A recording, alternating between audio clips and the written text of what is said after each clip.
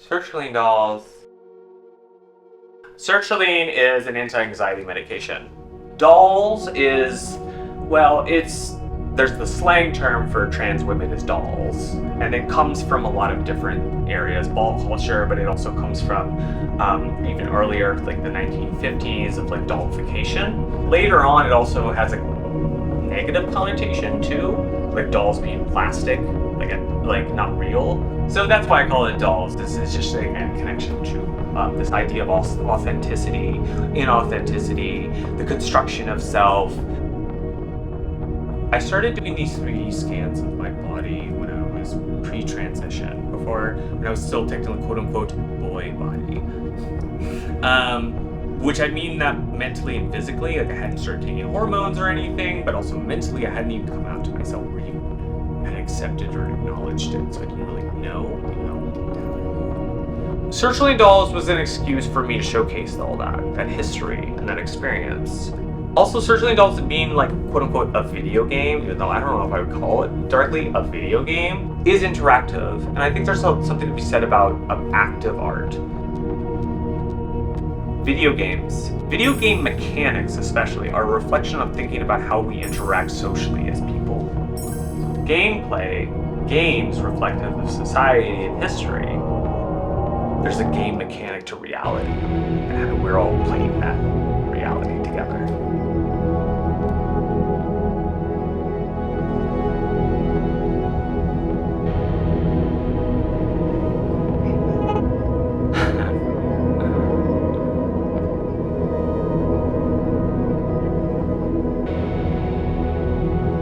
Our political atmosphere right now is very anti-trans.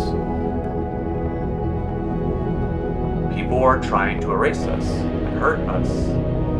We're not going anywhere. We've always been here.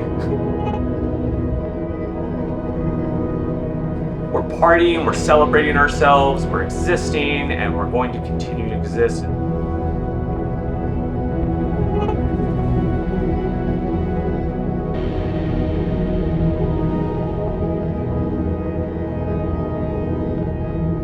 The way that we're setting up our light installation, it's really channeling club, rave spaces that are queer and trans for me is home.